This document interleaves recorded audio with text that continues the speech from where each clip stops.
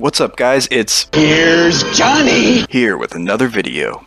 Today I'm going to show you two methods to float your turrets in the air, and how you can use them in different turret builds for PvP. The first method involves two double door frames, side by side on foundations, with two ceilings placed outwards from the center snap point. From this point you can place whatever you want on the farthest ceiling, including turrets.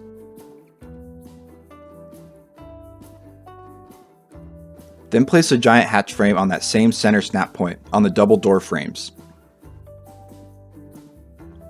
After placing the hatch frame, the farthest ceiling will be removed and whatever was on that ceiling will now be floating in the air, whether it's something as big as an indie forge or tech rep, or something smaller like turrets. This strategy is super useful since your floating turrets will now be able to shoot directly below in addition to around and above them, which eliminates that potential blind spot.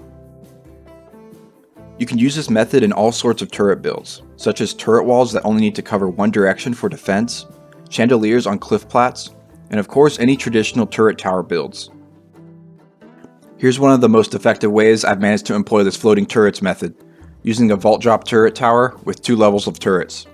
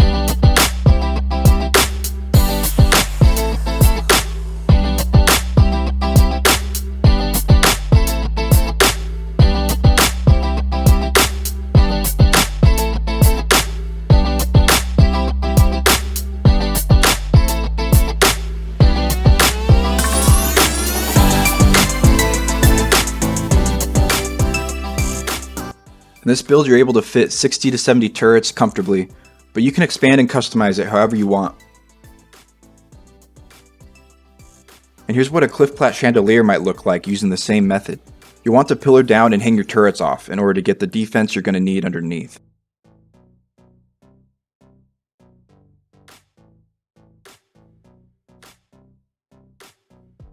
The second method is much easier to use. All you need to do is place a hatch frame with a trapdoor. Place whatever structure you want on the trapdoor, such as a turret. Then replace the hatch frame with a ceiling. Now the structure is supported by the trapdoor and nothing else. So if you remove the ceiling or the foundation support, the structure will stay in place on top of the trapdoor, creating a floating turrets glitch. It's actually pretty crazy what you can do with this glitch. Believe it or not, you can even place a generator on a trapdoor. Perform the same steps and boom, there's your floating generator.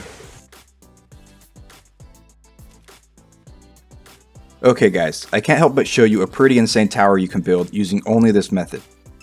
I can't safely say to you that this is the most useful build to use for PvP, but this build is super troll and absurd. I think it's hilarious that Wildcard actually lets you do this in their game. Let me quickly finish up this speed build and I'll show it to you.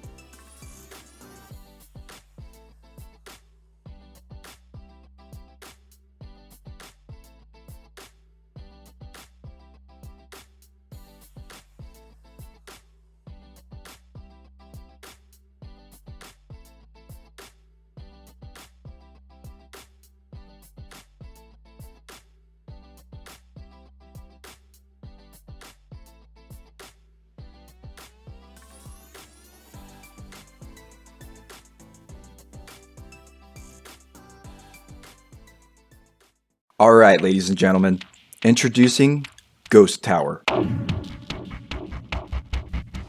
Abracadabra.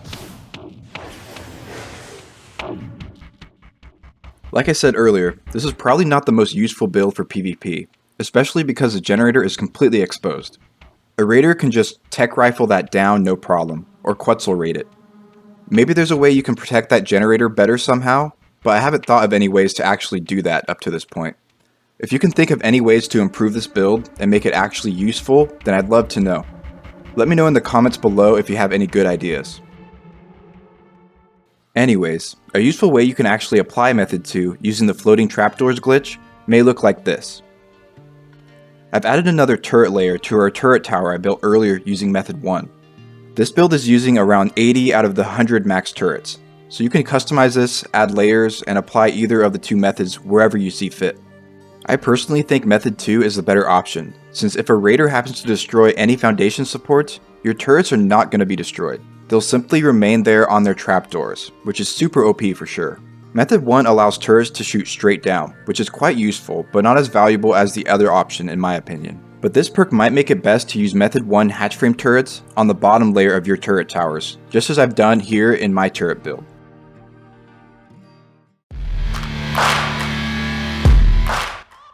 Hope you all found something useful or interesting from this video. Let me know if you did by simply leaving a like or comment. And remember to subscribe to my channel if you'd like to see more content like this in the future.